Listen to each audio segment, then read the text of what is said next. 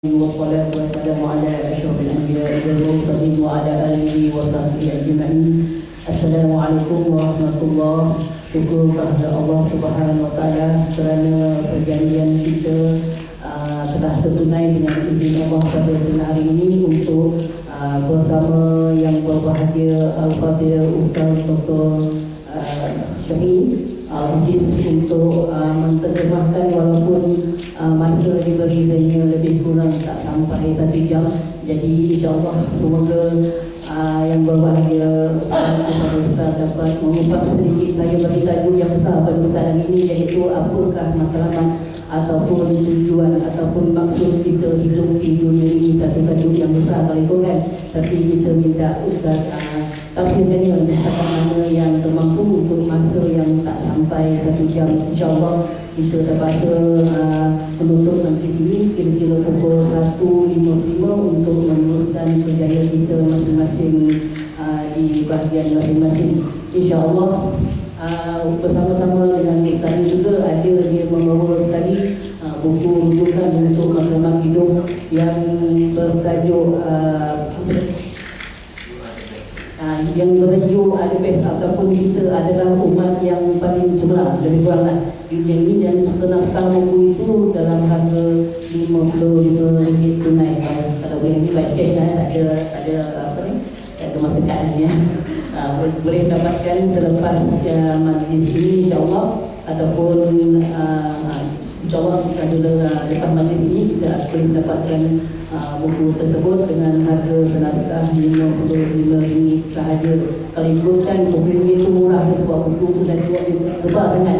Jadi RM50 itu untuk demi kesenambungan hidup kita sebagai jadi muslimin-muslimat yang sempurna adalah terlalu murah bagi saya insyaAllah. Jadi sama-sama kita memberi sumbangan itu adalah sebagai Ustaz yang menuliskan apa ni buku tersebut. Kalau ikutkan memang harganya memang tidak ternilai untuk kita ya. Jadi untuk saya berdengar ataupun bersuara panjang buat saya bukan jadi penceramah hari ini, Ustaz yang ceramah. Jadi saya serahkan majlis ini kepada yang berbahagia Al-Fadhil Ustaz.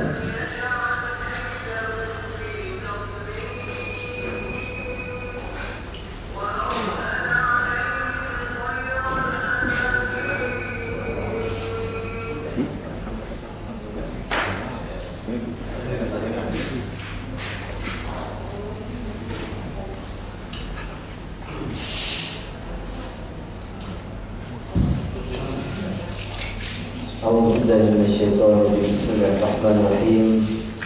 Alhamdulillahilladzi anzala ala 'abdihi al-kitaba wa lam yaj'al lahu 'iwajan qayyiman liyunzira ba'san shadidan min ladunhu mubashiran mu'minin wa yubashshira al-mu'minina alladhina ya'maluna as-salihati anna lahum ajran hasanan.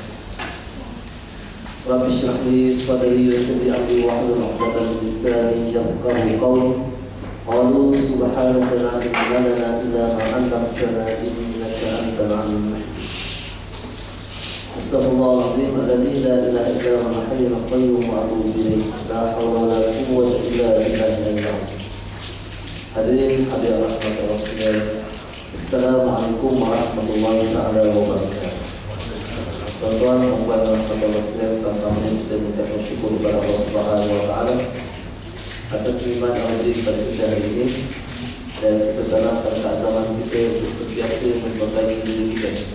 Sebab kehidupan keseluruhan kehidupan kita adalah continuous improvement. Continuous improvement maknanya satu perjalanan untuk kita sentiasa memperbaiki diri kita.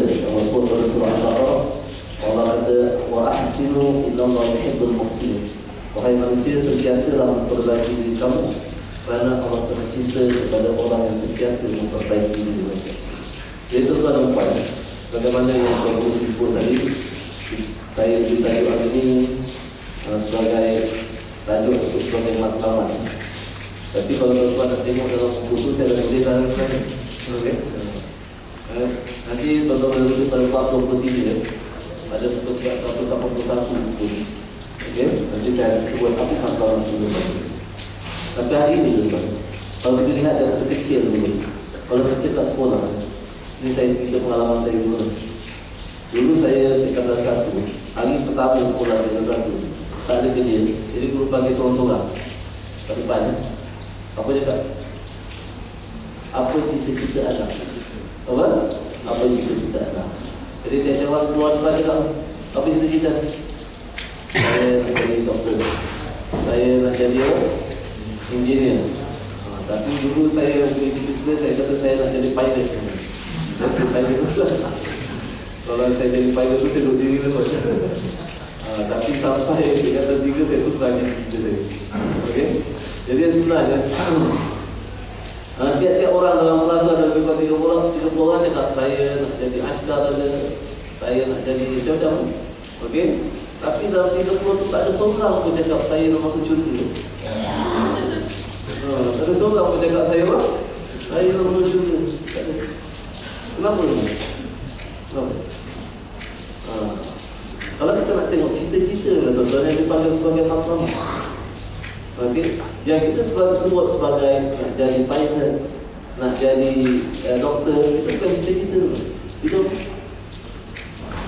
Itu adalah keperluan. Dalam hidup ni ada 2 benda yang kita kena bedakan. Satu keperluan, satu cita-cita. Ataupun satu keperluan, satu matlamat. Apa keperluan kita hidup? Keperluan kita hidup makan, minum, bekerja, berkeluarga, itu keperluan. Penting atau penting? Penting atau penting? Penting. Okey, keperluan hidup kita penting. Matlamat apa matlamat? Cita-cita apa ni? Matlamat apa yang sebenarnya? Matlamat hidup kita apa matlamat hidup kita? Allah sebut dalam Quran apa? Wa ma khalaqtul jinna wal insa illa liya'budun. Tidak kami jadikan jin dan manusia kecuali mereka itu mengabdikan diri kepada kami. So yang sebenarnya matlamat hidup kita, matlamat hidup kita adalah pengabdian kepada Allah. Apa? Matlamat hidup. Apa makna pengabdian? Pengabdian mana? Saya suka tafsir Quran secara praktikal dulu. Okey, kita tak mau tafsir Quran secara teoretikal. Sebab Quran itu adalah theoretical book. It is a book of guidance. It is a practical book. Meaning that we have to understand. Kita kena faham Quran secara praktikal. Kalau kita tak faham Quran secara praktikal, kita tak dapat apply dalam kita punya dia punya so bila Allah kata tidaklah kami jadikan jin dan manusia itu kecuali matlamat ini. Tujuan hidup mereka adalah untuk mengabdikan diri kepada kami. Apa makna mengabdi? Mengabdi apa ni? Yang kita kata iyyaka na'budu, wahai Tuhan hanya Engkau kami mengabdikan diri. Orang sebut hanya Engkau yang sembahan, tapi terjemahan itu tak tepat. Terjemahan yang tepatlah hanya Engkau yang kami mengabdikan. Pengabdian apa dia? Hamba abdi itu buat apa? Dia melakukan kerja mengikut perintah Tuhannya. So maknanya tujuan kehidupan ini adalah melakukan kehidupan tiap-tiap aktiviti kehidupan kita mengikut peraturan Al-Quran dan Sunnah. Dan itu yang sebenarnya tujuan Allah jadikan kita mengikut ini. Wa ma umiru illa liya'budullaha mukhlishina lahu-d-din. Kamu tidak disuruh hai manusia kecuali tiap-tiap hari untuk pastikan setiap aktiviti kamu itu mengikut peraturan Allah. Itu saja sebenarnya kehidupan dari simpel saja. Tapi hari ini tuan-tuan, kita fokus dulu. Okey, kalau kita kata keperluan tadi, makanan, duit dan sebagainya penting. Matlamat? Apa beza keperluan dengan matlamat? Kalau keperluan itu penting, matlamat? Apa? Matlamat adalah benda yang paling penting. Itu beza antara keperluan dan matlamat. Tapi hari ini kalau kita lihat bahawa keperluan berubah jadi matlamat. Apa yang dikatakan keperluan berubah menjadi matlamat ini? Macam mana dikatakan keperluan berubah menjadi matlamat? Hari ini tuan-tuan, orang nampak duit terpenting kan? Betul kan? Allah larang kita cari duit. Kat mana Allah kata Allah tak larang kita cari duit? Kat mana? Tuan-tuan tengok dalam Quran pada surah Al-Jumu'ah. Allah kata apa? Fa'idha qudiyatis sholat. Fa'idha qudiyatis sholat. Tahu fa'idah? Maka apabila telah selesai solat kamu, fantashiru fil ardh. Bertebaranlah kamu di muka bumi. Lepas tu, wabtaghu min fadlillah. Dan carilah daripada kurniaan Allah. Allah suruh kita cari kurniaan Allah. Sebab kita ada keperluan dalam kehidupan Allah. Mana Allah Ta'ala itu kerja cari dia. Tapi kadang-kadang orang berhenti kat situ je tak. Dia kata Islam tak larang kita jadi kaya, Islam tak larang kita jadi apa? Dan kadang-kadang kata Islam menggalakkan kita jadi kaya. Sebab apa boleh bayar zakat? Tapi tuan-tuan, okey, ada syaratnya. Kita ayat tu tak berhenti kat situ. Kata apa? Allah kata, okey, wa batahu min fadlillah. Tapi Allah sambung ayat tu, wa dzkurullaha katsiran la'allakum tuflihun. Nampak? Allah kata tu, tapi dalam masa yang sama ingat Allah banyak-banyak supaya kami menjadi manusia yang percaya. Apa kata ingat Allah? Orang ingat Allah je. Orang kata zikir, wa'alaikumsalam, dia kata zikir. Macam mana zikir? La ilaha illallah, subhanallah, Allahu akbar. Itu bukan zikir tuan. Itu cuma lafaz zikir saja. Lafaz dia saja. Belum zikir Rasulullah. Zikir Rasulullah tuan, apabila kita cakap la ilaha illallah. Apa makna la ilaha illallah? Tidak ada sebarang Tuhan kecuali Allah. Ayat ini untuk tafsir. Tak tahu tempat lagi. Okey, dan ini sangat penting juga. Sebab dia adalah asas bagi sumber kehidupan kita. Dia adalah matlamat kita. Okey, apa benda yang paling penting? Benda yang akan jadi rangka rujukan kita dalam kita nak buat setiap keputusan kita setiap hari. Nampak? Saya bagi contoh Okey. Kalau saya tanya tuan-tuan, apa satu tuan kan?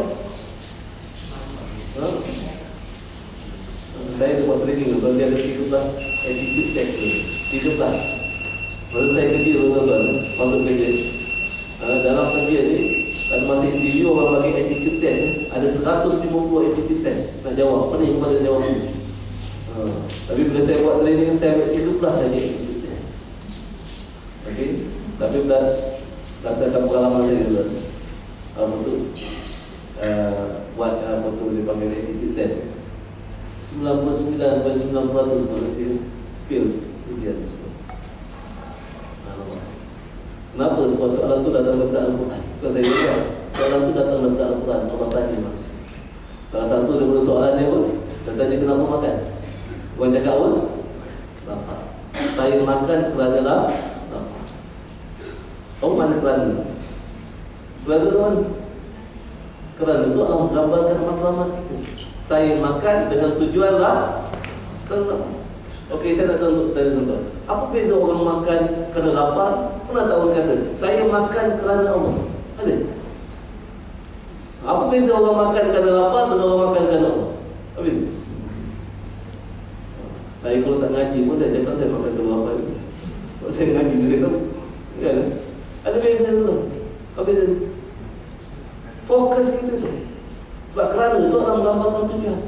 Hari ini kalau tuan-tuan makan kerana lapar, kau tengok orang makan kerana lapar macam mana?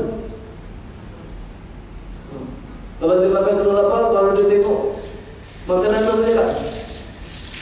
Wah, sedap makanan ni, ya? Sedap makanan. Perut saya lapar. Kalau tuan-tuan masuk restoran tuan-tuan, kalau tuan-tuan kata saya ni nak makan sebab lapar, ketika itu tuan-tuan, syaitan tu duduk kat ayam. Syaitan juga apa? Ayam ni sedap. So bila syaitan tu tuan, dia attack kita je. Attack kita je. Tu tahu syaitan? Tahu? Di luar mana? Di luar mana? Sudah dekat dia tu. Dekat lansi kat belakang perempuan tu ada orang. Yang tu dia punya belalai ni panjang sikit sampai lalu dekat tepi perempuan. Nampak? Nampak tak nampak? Nampak? Hari tu saya tanya kat suruh kat pergi tuan. Saya tanya nampak tak nampak? Itu tak nampak. Dia kata apa sahaja saya nampak tu tak nampak? Tuan-tuan boleh jawab? Dia kata mungkin makam ustaz tinggi sikit. Saya pun tak nampak. Sebab Allah cakap macam tu. Innahu yarakum min haitsu la tarawnahu. Dia nampak kita dan kita tak nampak. Tapi hari-hari dia akan serang kita. Tapi dia adalah musuh kita. Dia serang kita. Tapi tuan-tuan tahu tak, kalau dia musuh kita, dia serang kita. Tuan-tuan tahu macam mana dia serang kita? Macam mana?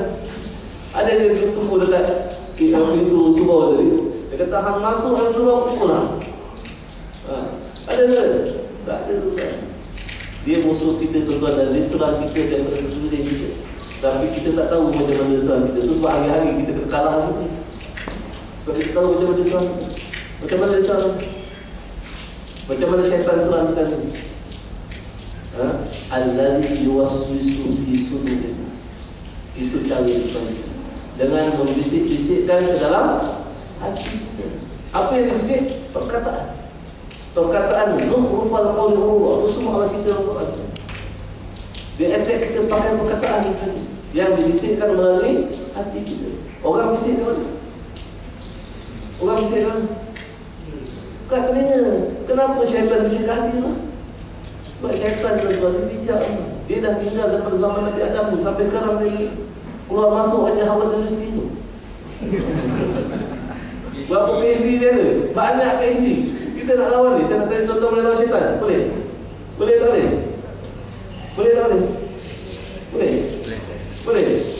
Bagi saya tanya yang kata contoh boleh lawan syaitan? Mana dia duduk sekarang? Tuan-tuan tak tahu dia lawan mana? Macam mana tuan lawan dia? Lawan dia tu. Kita boleh lawan syaitan. Allah sebut dalam Quran, wa imma yanzaghannaka minash syaitani nazghun fasta'idz billah. Kalau kamu diganggu oleh syaitan, Allah subhanahu pukul dia. Tak ada, Allah tak akan pukul dia. Allah kata kamu kena berlindung daripada aku. Maknanya kita tak mampu melawan dia dulu. Nampak dia bertindak di mana lawan dia. Kan? Jadi Allah suruh kita berlindung pada Allah sebab kita tak mampu lawan. Itu sebab Allah suruh kita sebut a'udzubillah minasyaitan. Subhanallah.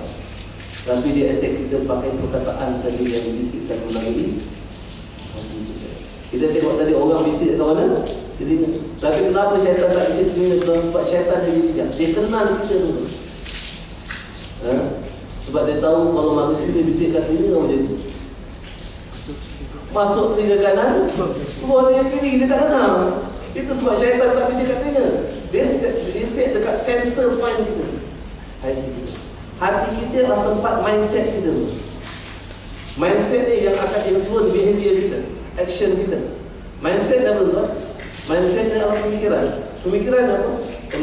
Pemikiran adalah perkataan yang kita cakap dalam hati kita. Pemikiran. Contoh tuan-tuan, saya beri contoh. Okey, apa yang dikatakan pemikiran? Okey, dan pemikiran yang kawan perbuatan kita cakap.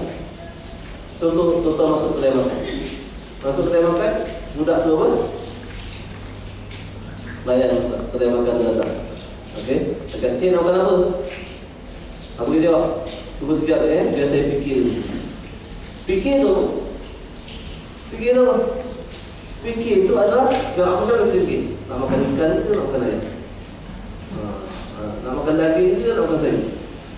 Yang kita fikir tu apa? Yang kita cakap dalam hati kita. So pemikiran kita adalah perkataan yang kita cakap dalam hati. Dan perkataan yang kita cakap dalam hati kita datang daripada dua sumber. Satu datang daripada hidayah Allah, satu datang daripada bisikan syaitan. Tapi hari ini kalau kita masuk kedai makan, kita masuk itu, okey, apa dia? Kita masuk itu, kita cakap saya makan kerana lapar, syaitan akan masuk situ. Syaitan akan duduk dekat ayam tu, dia kata ayam tu sedap. Lepas tu kita cakap kat budak, dek, tu ayam satu mangkuk. Lepas saja kita cakap ayam satu mangkuk, syaitan tu melompat pula kat daging. Dia kata, ini pun sedap juga. Ini pun sedap juga. Bukan selalu dapat. Syaitan bisik tadi. Cakap, dek, ini pun satu mangkuk. Habis saja cakap satu mangkuk, dia melompat kat ikan. Lantas tuan-tuan, meja kita penuh dengan makanan. Itu sebab lain kali dia tuan. Sebab apa tuan-tuan? Sebab awal-awal lagi cakap saya makan kerana lapar. Okey, kita tak rasa tuan-tuan, kita tak rasa. Sedangkan Allah ajar kita innamal a'malu, setiap perbuatan itu mesti bermula dengan niat. Niat dia apa tuan? Niat itu apa yang kita cakap dalam hati kita. Niat itu adalah matlamat kita. Okey, dalam hidup tuan, kita lakukan perbuatan itu saja. Sama ada kita lakukan perbuatan itu niat kerana Allah, itu matlamat kita, ataupun kita lakukan perbuatan itu niat kerana selain Allah. Selain Allah mana? Hawa nafsu. Nampak? So, makan sama ada kerana Allah, atau makan kerana nafsu, ataupun makan kerana sedap, ataupun makan kerana kawan. Saya pernah makan kerana kawan pun. Duduk pun ada kenyang. Kan buat tak kenyang. Sekali budak ini kamu ni bang makan apa? Kita kata apa yang ringan ni? Itu budak cakap yang ringan tisu lepas. Tengok tu, sedih sekali. Dah kenyang nak makan juga. Sedih sekali budak. Jadi jadi kalau kita nak tengok tiap-tiap aktiviti kita tuan kadang simple saja. Fokus kita duduk mana? Fokus tu Allah makan. Jadi kalau kita letak saya makan kerana Allah, apa akan berlaku tuan-tuan? Allah akan guide skrip kita yang kedua. Sebab Allah kata innamal a'malu binniyat, setiap perbuatan itu bermula dengan niat, yakni matlamat ikhlas. Sebab kalau kita tengok man kanat hijratuhu, apabila sesuatu hijrah dalam bahasa praktikal apa perbuatan itu pada bahasa yang mudah. Apabila sesuatu perbuatan itu man kanat hijratuhu ila Allah wa rasul, kalau sesuatu aktiviti atau perbuatan itu dilakukan kerana Allah dan Rasulnya, hijratuhu ila Allah wa rasul, hijrah itu perbuatan itu adalah untuk Allah dan Rasul. Apa maksudnya? Allah yang akan guide kita dalam melakukan perbuatan. Contoh, bila kita kata saya makan kerana Allah, skrip yang kedua Allah akan ingatkan kita. Fokus pertama kita tuan-tuan, kita makan kerana Allah mana? Kita kena pastikan makanan kita itu benda yang halal. Ya ayuhan nas kulu mimma fil ardi halalan thayyib. Otomatik Allah akan guide kita punya decision making tu. Sebab matlamat tuan-tuan, dia akan menentukan decision making kita. Apa yang kita nak decide. Okey, fokus kita pertama sekali akan lihat kepada makanan yang halal. Kalau kita cakap saya makan kerana terus Allah akan bawa bisik bagi hidayah hati kita. Fokus kita pertama, saya nak pastikan makanan kita macam. Tapi hari ini dah mudah sikit kenal Tuhan dan tidak tuan pada tanda-tanda halal. Tapi fokus yang kedua, makan bukan halal saja tuan. Thayyiban, baik. Nampak? Fokus kedua, Allah akan bagi hidayah kepada kita untuk pastikan kita cakap dalam hati kita, saya nak pastikan makanan ini makanan yang baik. Kenapa kita dapat macam itu tuan? Sebab kita cakap pada diri sini, saya makan bagi kerana. Jadi Allah pandu kita dalam kita nak makan. Itu baru satu aktiviti. Ada berapa ratus aktiviti yang sama. Okey. Jadi kalau kita tengok ya. Jadi itu yang kedua halal. Yang pertama halal. Yang kedua halal. Tapi hari ini tuan, orang fokus pada halal, tapi orang tak fokus pada apa? Jarang fokus kepada benda yang baik. Sebab kadang-kadang banyak benda yang tak baik untuk dimakan. Contoh, banyak tuan yang cepat dimasak, sedap dimakan, baik dia tahu. Tapi ada hal-hal lain. Sebab yang sebenarnya tuan dia kena ada satu logo. Logo yang pertama halal, logo yang kedua thayyiban. Ni kita kena minta Jakim letak logo thayyiban dekat apa? Dekat makanan. Mas kan ada apa? Makanan kan lah. Logo halal, satu lagi. Ada special flight. Kita bukan ada logo halal, kita ada logo thayyiban. Itu yang pertama. Yang kedua tuan-tuan, Allah akan pandu kita lagi tuan-tuan. Allah kata, kulu washrabu wala tusrifu. Kita akan cakap dalam hati kita, saya nak makan secara sederhana. Tapi hari ini tuan-tuan, kalau kita makan kerana lapar tuan, fokus kita tengah makan sedap, ayam sedap, daging sedap. Dek tak rasa apa lagi? Tuan-tuan tahu tak sistem perut kita dulu? Okey? Tahu? Tuan-tuan kalau makan tuan-tuan kalau makan, yang rasa sedap kat mana? Mulut. Yang nanggung beban ke mana? Perut. Okey, kita makan sedap. Sebab fokus kita sedap, bila sedap kita makan. Jadi bila kita fokus sedap, mana kita fokus kepada hawa nafsu kita. Bila kita letak matlamat kita lah hawa nafsu kita, tuan-tuan, Allah takkan guide. Bukan kata kita tak boleh makan kerana sedap, tuan, tidak. Tapi kena letak atas dulu Allah ni. Bau sedap dulu. Tapi kalau kita letak sedap pun satu, maknanya jadi matlamat, masa itu syaitan akan guide. Makan lagi, bukan selalu sedap, makan. Sedap. Masuk perut, orang kata, "Woi, mulut, stop lah. Aku dah apa?" Tapi instruction tu, tuan-tuan, instruction yang perut nak hantar tu, nak suruh mulut berhenti makan tu, instruction tu nak hantar ke mana? Ke otak kita. Nak suruh otak beritahu mulut supaya berhenti makan. Tapi instruction tu ambil masa berapa lama? Ini satu kajian saintifik tu, tuan. Instruction daripada perut, nak instruct apa kita punya mind ni supaya suruh mulut berhenti makan. Berapa lama mesej tu nak sampai? 20 minit. 20 minit. Ini satu tulis saja 20 minit. Kita makan. Apa tu orang kata sedap, makan lagi makan. Perut kata stop. Cakap sama orang. Dan instruction tu ambil 20 minit. Okey. 20 minit berapa banyak tuan-tuan boleh telan? Itu tuan-tuan perasan tak? Kalau kita makan sedap, apa makan kita rasa senang perut kan? Silap makan banyak. Tak makan nak silap je. Itu sebab kenapa Rasulullah SAW sebut, dia kata berhenti sebelum nampak. Ada sebab tuan-tuan datang hadis tersebut. Berhenti sebelum kenyang. Sebab apa kena berhenti sebelum kenyang? Yang sebenarnya perut kita dah kenyang, tapi instruction tu datang. Tapi kadang-kadang bila yang Rasulullah cakap tu kita tak nak dengar. Okey, bila orang buat kajian saintifik kau kita nak buat. Itu ada sebab kenapa Rasulullah SAW berhenti sebelum kenyang. Bila dia orang buat kajian bahawa yang sebenarnya kenapa kita kena berhenti sebelum kenyang, sebab sebenarnya perut dah kenyang. Tapi mesej tu belum sampai.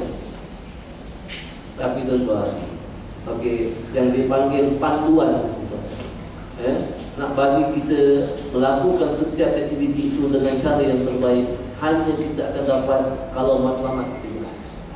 Apa matlamat kita jelas, tuan? Saya laksanakan setiap aktiviti saya hari ini kerana baru Allah akan guide kita. Okey, sebab guidance, tuan-tuan, yang kita letak decision making itu adalah guidance. Hari-hari kita buat beratus-ratus decision making, tuan. Contoh sebagai contoh. Kalau daripada KL nak pergi ke Shah Alam, daripada KL pergi Shah Alam, ada berapa route boleh lalu? 3 route boleh. You boleh lalu Federal Highway, you boleh lalu Kesas Highway, ataupun apa? MR2, ataupun you boleh lalu NKB, ataupun yang untuk aja. Okey, katalah pukul 10 pagi you dekat apa? Dekat KL. Pukul 8 pagi. Sorry, pukul 10 pagi you dekat KL. You nak pergi Shah Alam. Macam mana you buat decision? Macam mana you buat keputusan? Jalan mana pakai?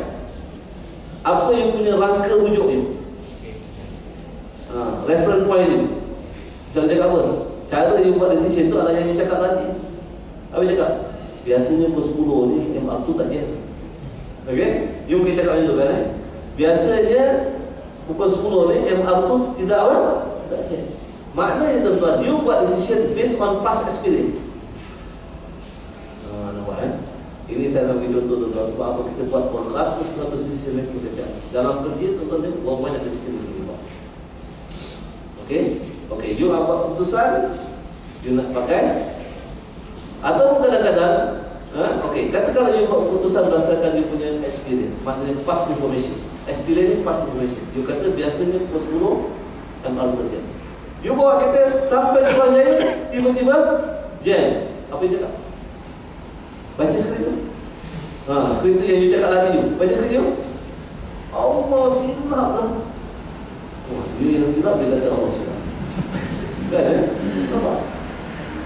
Kenapa dia silap, tuan-tuan? Sebab dia buat decision based on past experience. Saya nak tanya tuan, kadang-kadang past experience doesn't repeat, tuan-tuan.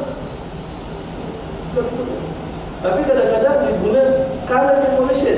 Macam mana dia buat decision based on current information?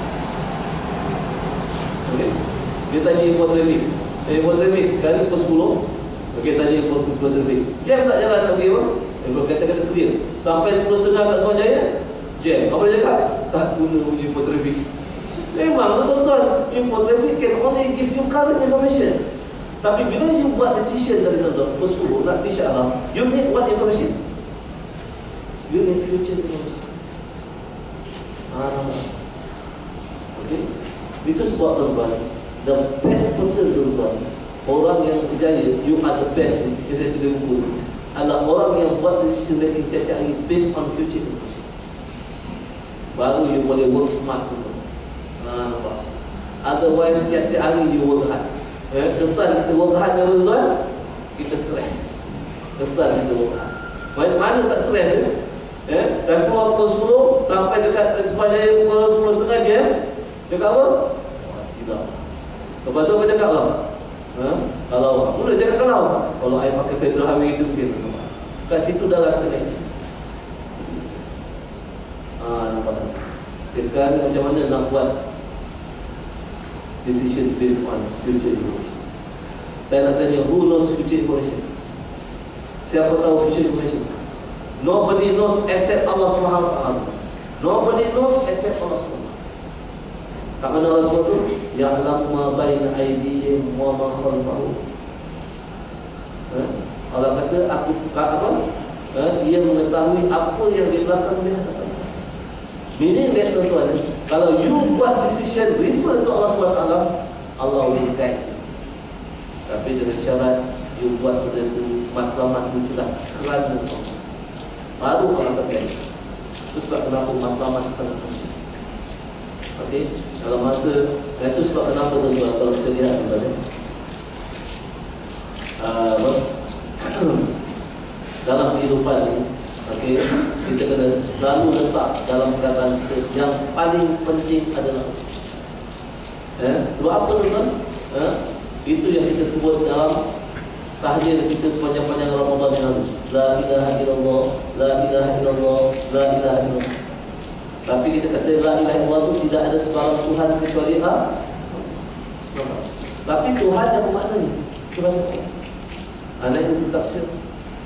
Okey, perkataan Tuhan atau tafsiran yang pertama adalah duduk pada surah apa? Pada surah Al-Fatihah. Tafsiran pertama. Apa dia? Iyyaka na'budu. Tidak ada sebarang pengabdian. So makna Tuhan tuan-tuan adalah pengabdian. Makna Tuhan. So saya boleh ganti daripada la ilaha illallah. La ilaha illallah tidak ada sebarang Tuhan kecuali Allah. Dan makna Tuhan itu dia punya tafsir dia adalah pengabdian. Kita boleh letak kata la ma'buda itu tidak ada sebarang pengabdian kecuali kepada Allah. Saya dah beritahu tadi pengabdian itu apa?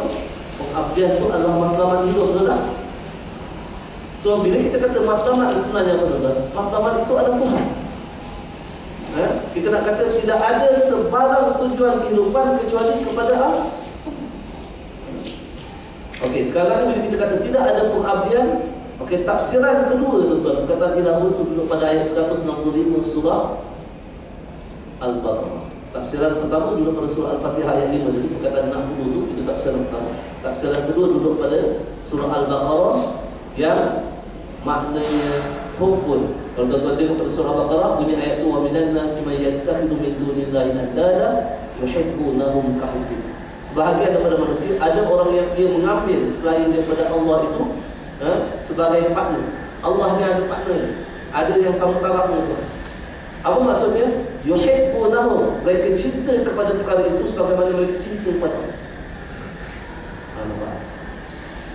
So tafsiran kedua perkataan ilahun tuan-tuan adalah hukum, cinta. So kalau kita nak cakap la ilaha illallah dalam bahasa mudah tuan, la ilaha illallah tuan, tidak ada sebarang kecintaan kecuali kepada Allah. Maknanya saya paling sayang adalah Allah. Itu maknanya. La ilaha illallah, la ilaha illallah, la ilaha illallah. Betul betul. Dia tanya tuan-tuan, sayang dengan Tuhan. Sayang Allah, cinta. Cinta tak cinta? Kalau dia cakap betul. Okey, macam mana tuan-tuan nak faham cinta ni? Senang je tuan. Orang Melayu cakap pasal cinta, Kita kalau nak test diri kita senang je. Kita kena faham betul secara praktikal. Orang Melayu cakap pasal cinta apa? Tuan-tuan perasan tak orang bercinta bila air dia naik? Perasan tak perasan? Tak perasan? Kenapa orang bercinta bila air dia naik? Sebab orang Melayu kata orang bercinta mandi tak basah. Sebab bila air dia naik, dia mandi dia tak perasan dia mandi. Sebab bila air dia naik. Perasan tak orang bercinta berat badan dia naik? Perasan? Perasan? Sebab orang Melayu kata dia makan tak kenyang. Makan tak kenyang, dia makan ketua berat dia naik. Apa makna tu tuan-tuan ni? Apa makna pepatah Melayu orang bercinta tu mandi tak basah, tidur tak lena, makan tak kenyang? Kenapa? Sebab fokus pemikiran. Dia makan tapi otak dia ingat benda lain. Kan menunjukkan bahawa tuan-tuan, cinta ini adalah fokus pemikiran, ingatan yang banyak. Itu sebab kalau kita nak tengok tuan-tuan, bila kita kata tidak ada sebarang kecintaan kecuali pada Allah, maknanya Allah tidak ada fokus pemikiran saya hari ini kecuali pada kamu. Saya nak tanya pagi tadi, tuan-tuan ingat apa? Keluar rumah kita ingat apa? Kita ingat nak sampai kerja cepat. Betul kan? Lepas tu nak siapkan kerja, betul tak? Tuan-tuan kalau ingat, bawa aja kita nak sampai destinasi dengan cepat dan sama, betul tak? Okey? Okey, nak sampai dengan cepat macam mana? Bawa aja. Ya kan? Okey. Pernah tak tuan-tuan bawa kereta tu? Orang puan tuan-tuan belakang. Baca skrip. Baca skrip you, tengah bawa kereta, orang pun. Baca skrip. Apa yang cakap hati? Skrip yang pertama tu. Baca skrip. Takut dia nak baca skrip. Apa yang cakap hati tu? Bila orang pun kita kat belakang, apa cakap? Tu. Siri yang kedua tak dulu. Siri yang ketiga macam-macam kan? Saya nak cakap, kita cakap bodoh, tu orang tu dengar tak dengar? Orang tu dengar tak dengar? Tak dengar tuan-tuan. Yang sakit siapa? Sebab apa jadi macam tu tuan-tuan? Sebab kita bawa kereta pagi tadi, fokus kita bukan kerana. Kita bawa kereta tadi, fokus kita sebab nak cepat sampai. Itu sebab matlamat sangat penting tuan-tuan. Sebab matlamat dia akan guide dia punya self-talk. Kalau hari ini you keluar rumah cakap apa? Ya Allah, hari ini saya memandu ni kerana kamu, ya Allah. Masa itulah Allah akan guide skrip yang kedua. Apa dia? Saya akan memandu dengan baik. Saya akan cuba bersabar dengan perangai manusia. Dekat situ dah tuan-tuan. Kalau orang konju tuan-tuan, apa yang dia cakap? Cakap apa? Alhamdulillah. Dia juga kena ketugas sekali. Tapi takkan mampu dapat skrip ni kalau matlamat you tak jelas. You tak dapat cakap tiap-tiap hari bawa kereta Bismillahirrahmanirrahim. Apa makna Bismillahirrahmanirrahim tuan-tuan? Bismillahirrahmanirrahim kita terjemah dengan nama Allah yang Maha Pemurah Maha Penyayang. Apa maknanya? Maknanya dia Bismillahirrahmanirrahim tuan-tuan. Dia punya tafsiran sebelum perkataan Bismillah ada satu perkataan yang sengaja Allah tinggalkan, yang Allah suruh kita isi. Apa perkataan itu dalam bahasa Arab dipanggil abtadi. Abtadi itu maknanya saya memulakan saya punya tugas hari ini, aktiviti saya ini atas nama Allah yang Maha Pemurah Maha Penyayang. Itu sebab kenapa Allah kata innamal a'malu binniyat. Setiap perkara itu bermula dengan niat. Keazaman yang kita cakap, saya nak lakukan ini kerana Allah.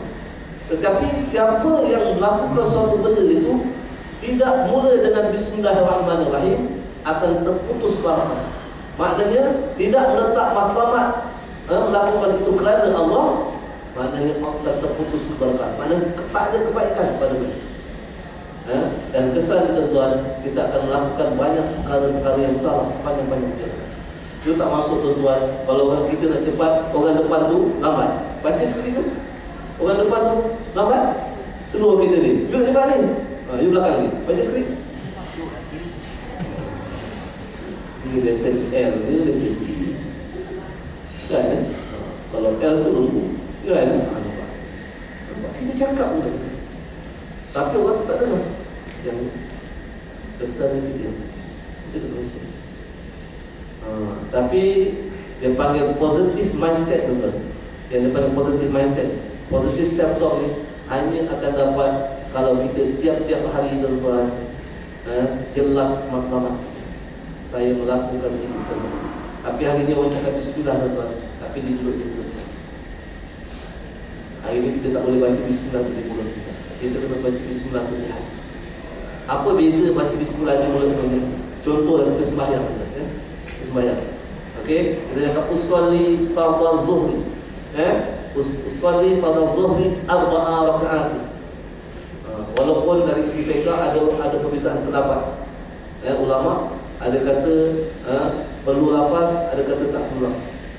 Tetapi tuan-tuan, tidak ada perbezaan ulama pun, pendapat ulama pun yang mengatakan niat itu duduk di mana? Di hati. Tapi hari ini tuan-tuan, banyak orang yang sembahyang niat dia duduk di mulut saja, tidak duduk di hati. Okey, dia kata usolli, saya solat ni Allah. Okey, 4 rakaat kerana kamu. Apa makna solat ni? Apa makna solat? Dalam bahasa mudah tuan, solat maknanya ketaatan. Kita duduk sembahyang zuhur ni, kita berhadap dengan Allah, kita bercakap dengan Allah. Ya Allah, saya ni duduk sembahyang zuhur ya Allah, yang sebenarnya saya nak perbaharui perjanjian saya dengan kamu. Saya berazam ya Allah nak taat kepada kamu. Itu sebab bila kita mula cakap tadi, saya berazam nak cakap dengan kamu ni, nak ulang perjanjian saya, nak kuatkan perjanjian saya, ya Allah, kita ulang dalam setiap perkataan dalam solat. Di antaranya apa? Iyyaka na'budu wa iyyaka nasta'in. Saya berjanji ya Allah, saya sedaya upaya saya nak taat kepada kamu. Saya nak melakukan setiap aktiviti hidup saya kerana kamu. Kita cakap dalam solat tuan, luar solat awak.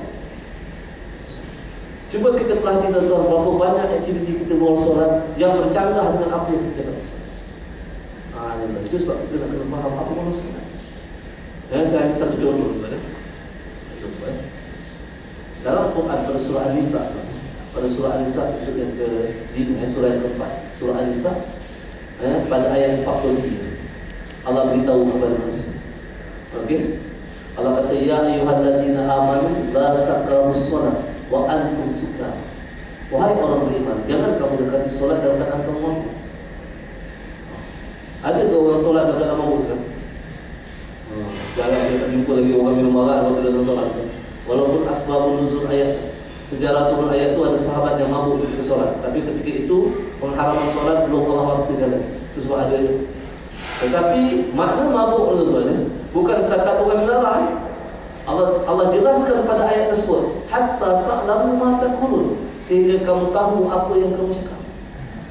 So sekarang ni apa nama? Orang yang tak tahu apa yang dia cakap, itu mana mabuk. So hari ni tuan-tuan, kalau kita solat, kita tak tahu apa yang dia cakap, mana kita mabuk. Okey, siapa yang tak tahu apa yang dia cakap? Banyak kategori. Okey, banyak kategori. Nombor satu, orang minarah. Yang kedua, orang yang ngantuk. Orang yang ngantuk pun lagi orang yang mabuk. Itu sebab Rasulullah SAW melarang kita solat dalam keadaan dengan ngantuk, sebab kita jadi orang mabuk. Kenapa? Kita tak fokus. Begitu juga Rasulullah nasihatkan kita makan dulu kalau lapar sebelum solat. Takut kita jadi orang yang mabuk. Kenapa tuan-tuan? Mabuk maknanya apa? Tak fokus. Tak dapat fokus. Lapar kan? Allahu Akbar. Apa yang ingatnya? Boleh lapar imam. Orang dah lapar ni lama. Lapar imam itu pakai panjang sangat. Okey. Yang ketiga tuan-tuan, termasuk dalam mabuk adalah orang yang tak tahu apa yang dicakap. Allahu Akbar. Tahu apa dia cakap? Apa makna? Itu sebab kita kena faham apa yang kita cakap dalam solat. Sebab bila kita solat, kita bercakap dengan Allah. Itu sebab Rasulullah SAW. Innama yunajina. Dan kita bercakap dengan Allah dalam bahasa Arab tuan. Dan kita kena faham apa yang cakap. Dan termasuk juga orang yang mabuk tuan. Okey, orang yang faham apa yang dia cakap, tetapi dia tidak bagi perhatian kepada apa yang dia cakap, ataupun dia tidak faham benar-benar apa yang dia cakap. Hari ini kita cakap Allahu Akbar. Betul? Apa nama Allah Akbar? Allah yang sangat penting. Itu mana Allah? Allah Maha Besar. Allah yang sangat penting. Kita ulang tu banyak kali. Saya kata tadi yang sangat penting apa mana? Matlamat ke? Matlamat itu maknanya yang sangat penting. Tapi tentunya berapa ramai orang cakap Allah Akbar ini dicakap di mulut tidak ada. Kenapa tuan-tuan? Bila dia cakap di mulut, dia tidak akan pengaruh kita punya tidak tahu. Tapi kalau kita cakap dengan hati, mana kita internalize, kita cakap tu benar-benar daripada hati, bukan di mulut, baru dia akan pengaruh perbuatan. Bila kita kata Allah Akbar, Allah Maha Besar, keluar daripada surat, siapa yang Maha Besar? Ini pengalaman saya tuan-tuan. Saya bekerja. Hari ini tuan-tuan, bila Allah kata hayya 'alas shalah, apa makna dalam bahasa praktikal? Bahasa praktikal apa dia? Wahai manusia, mari jumpaku. Itu dalam bahasa praktikal. Wahai manusia, mari jumpa. Apa manusia cakap? Apa manusia cakap? Baca skrip ni. Sebab skrip ni dia akan pengaruh perbuatan ni. Apa dia cakap? Tuhan, Zuhur pukul 4 kita suka itu. Itu yang dia cakap tadi kan? Itu sebab dia sembahyang lambat. Cuba puas dia pagi ni. You jumpa air ketiga. Try sekali. Kalau puas, minta kita jumpa pukul 3. Bos, kerja habis pukul 5 bos. Kamu 4:30 ini. Bagi dia tak? Tak boleh. Saya kerja tuan-tuan, buat meeting. Kawan saya tuan-tuan, sebulan lagi sebelum buat meeting tuan-tuan, ditulis besar-besar, tampal dekat steering kereta tu. Buat meeting tuan-tuan. Saya masuk kerja, wah, besar dia tulis. Dia kata kalau aku miss meeting mati aku. Sebulan lagi sebelum buat meeting tu dah tulis. Nak ingatkan dia tak hari banyak rugi. Macam tu tuan-tuan, takutnya manusia kepada manusia. Tetapi dengan Allah mereka bisa berhenti. Sedangkan mereka terlupa Allah itu satu. Allah itu satu. Hari ini tuan-tuan, banyak manusia ni dia kenal Allah dengan mulut, dia tidak kenal Allah dengan hati. Hari ini tuan-tuan, saya buat survey tuan-tuan. Okay. Baru ni saya buat dengan training dengan budak-budak daripada yang pergi Jepun, persediaan pergi Jepun. Attitude training, integrity training. Orang pakai integrity, how to implement integrity. Itu integrity and attitude training. Very important kan? Saya tanya satu soalan pada budak-budak, 200 soalan. Siapa yang anda paling sayang? Dari 13 soalan. Salah satu soalan tadi, kalau lapar kenapa kamu makan? Soalan yang kedua, siapa yang anda paling sayang? A. Ayah, B. Ibu, C. Isteri atau suami, D. Anak, E. lain-lain. Apa dia jawab? Okey, seorang saja tuan-tuan jawab yang cakap yang paling saya sayang adalah Allah daripada 200 orang. Tak klik pun dalam kita punya pemikiran bahawa yang paling saya sayang adalah Allah. Kenapa kita sayang dengan ayah kita tuan-tuan? Sebab kita nampak dia bagi kita makan, kita nampak dia bagi kita pakaian, kita nampak dia sekolahkan kita. Tapi hari ini tuan-tuan, kalau tuan-tuan jalan atau tengah makan, orang buta datang tuan-tuan, baca skrip ni. Orang buta datang, pakai skrip saya tuan-tuan. Dulu. Jahat dia tuan, pemain dia. Bagi juga bagi. Tapi sambil bagi tu, mata tengok apa? Tengok mata ni. Dan hati dia tahu. Buta dia sendiri. Lepas tu kawan tu berjalan. Tak habis lagi tu. Berhenti lagi. Dia jalan. Tak habis lagi. Lepas tu cakap apa? Menyesal tu lagi. Lepas tu macam tu skrip kita. Kenapa? Sebab Allah tak bagi hidayah. Lain kali kalau kita tengok orang buta, mana cakap tu? Cakap Alhamdulillah. Kenapa cakap Alhamdulillah? Kalau kita cakap Alhamdulillah, baru Allah akan sikit-sikit yang kedua. Allah akan bagi kita nampak tuan-tuan. Okey, orang tu buta, kita celik. Cuba kita fikir Allah tukar kita buta, orang tu celik. Menunjukkan apa tuan-tuan? Menunjukkan bagaimana kasih sayang Allah pada kita tuan-tuan. Bagi kita mata. Mak bapak kita bagi kita pakaian tuan-tuan. Tapi Allah bagi kita mata. Kenapa kita tak nampak Allah? Sebab benda tu tak boleh nampak dengan mata. Nak nampak kebesaran Allah tuan-tuan, pentingnya Allah daripada diri kita tuan-tuan, yang boleh buat kita sayang pada Allah. Tak boleh nampak dengan mata, mesti nampak dengan hati. Sebab Allah kata fa innaha la ta'mal absar walakin ta'mal qulubul lati fi sudur. Allah kata bukan mata kamu yang tak nampak orang muslim, tapi yang kamu yang tak nampak adalah hati yang kamu. Tapi kita akan hanya nampak kalau matlamat kita jelas. Persoalan tuan-tuan, macam mana nak dapat matlamat jelas? La ilaha illallah. Saya pendek tu masa saya dah tengok masa kerja berat. Okey, nak dapat matlamat yang jelas. Apa mana teman? Kita boleh cakap dalam hati kita yang paling saya sayang adalah Allah. Itu dalam bahasa praktikal.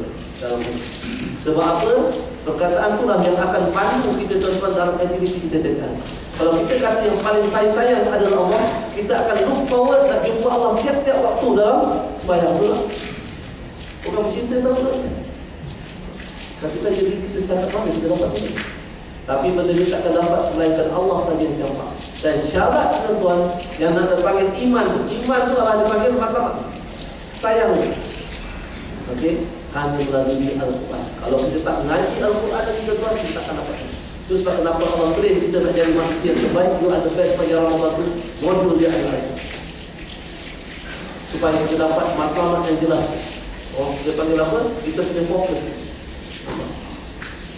Tapi hari ini tuan matlamat kita baca sama itu bukan matlamat. Yang kita hendak duit, dia panggil apa? Pakaian dan sebagainya itu keperluan.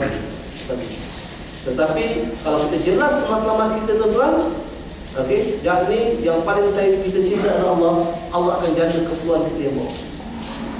Tapi hari ini kita fokus pada keperluan, melanggar banyak perintah-perintah Allah dan kita tak pasal. Itu sebab kita hidup bersama. Itu sebab kenapa matlamat itu. Tapi takkan boleh dapat kecuali kalau kita bersungguh-sungguh belajar Al-Quran. Ya, bukan setakat belajar membaca, faham, amalkan dengan ikhlas. Kalau boleh hafal. Ya. Kalau tuan-tuan boleh untuk satu hari 5 minit, tuan-tuan boleh hafal 30 surah. Tapi saya tak boleh cerita ini. Lain masa cerita. Okey, banyak lagi yang sebenarnya saya nak cerita tuan-tuan. Tapi itu yang sebenarnya. Matlamat yang jelas satu tuan-tuan. Tidak ada yang paling saya sayang untuk cuaca. Dan semua perkara nanti akan datang di sini. Tidak tanda you akan datang semua di sini. Dan kita akan hanya jadi you are the best kalau kita have that vision in our crystal clear vision in our mindset dalam hati. Tapi tak akan dapat melalui Al-Quran, melainkan melalui Al-Quran sahaja. Setakat itu yang saya sampaikan. Yang baik itu kepada Allah. Bila taufiq. Assalamualaikum warahmatullahi wabarakatuh. Tapi kalau tuan-tuan nak, apa yang saya cakap itu yang betul. Jadi kalau tuan baca pelan-pelan. Besok kalau ada masa, kalau kita ada ruang lagi, kita akan baca. Okey, macam mana sebab buku ni bisa practical application. Saya cuba tulis Quran tu dalam bentuk practical supaya kita boleh faham betul bentuk practical. Tapi kalau hari tuan-tuan hafal Quran, tuan-tuan boleh faham Quran tu, tuan-tuan boleh tahu kaitan antara ayat dengan ayat, tuan-tuan tak payah baca buku saya, Quran dah cukup. Tapi sementara ni kalau tuan-tuan dalam proses nak hafal nak faham itu, tuan-tuan baca dulu ni. InsyaAllah. Dan sebab dalam buku tu pun penuh dengan ayat Quran semua. Okey, setakat Allah. Waalaikumsalam warahmatullahi wabarakatuh. Dan saya pihak majlis mengucapkan ribuan terima kasih kepada Al-Fadhil Ustaz. InsyaAllah di masa yang akan datang kita akan menjemput Ustaz lagi dengan izin Allah Subhanahu Wa Taala. Semoga dengan majlis ini kita mendapat seberapa banyak intisari daripada tajuk hari ini, iaitu apakah matlamat kita ataupun matlamat kehidupan kita. Justru itu kita kena perlukan perbezaan antara keperluan ataupun matlamat ya. Jadi seperti mana yang Ustaz cakap tadi, dia apabila kita keperluan untuk makan, apakah matlamat kita untuk makan tadi. Begitu juga apakah keperluan kita untuk mendirikan solat dan apakah matlamat. Jadi dia ada perbezaan keperluan dan matlamat. Jadi keperluannya untuk solat biasanya kita hadir solat kerana kawan sebelah kita solat ataupun kerana orang solat kita solat. Jadi kita nakkan mantapkan solat itu, kita ada matlamat solat, apa tujuan kita solat.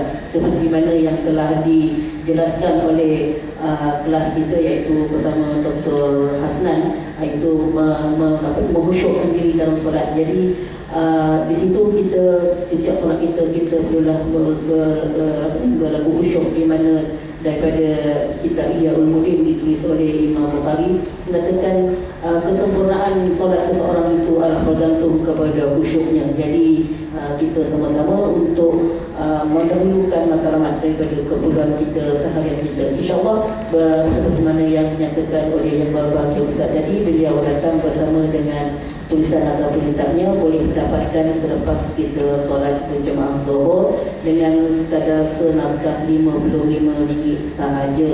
Jadi ada sedikit pengumuman. InsyaAllah pada 12 September hari Khamis, iaitu malam esok lepas maghrib, di Surau Al-Islah Kota Serimas bersama dengan Al-Fadhil Ustaz Muhammad Nazri Cik. Jadi sesiapa yang berhampiran dengan Taman Kota Serimas boleh menghadirinya selepas solat maghrib malam esok, dengan tajuknya Perbankan Islam, Apakah Cabaran dan Peluang. Pada hari Jumaat di Pusat Muktamar Islam NAS, Ustaz jemputannya adalah Ustaz Ahmad Syafiqi Abdul Rani. Jadi sesiapa yang berkesempatan untuk ke Pusat Muktamar Islam, jadi bersama-sama dengan Ustaz Ahmad Syafiqi. Saya rasa cuma itulah saja majlis tazkirah ataupun kuliah zuhur kita pada dini hari. Saya sekali lagi ucapkan ribuan terima kasih kepada yang berbantu Ustaz kerana berkesempatan untuk hadir pada dini hari ini dengan izin dan redha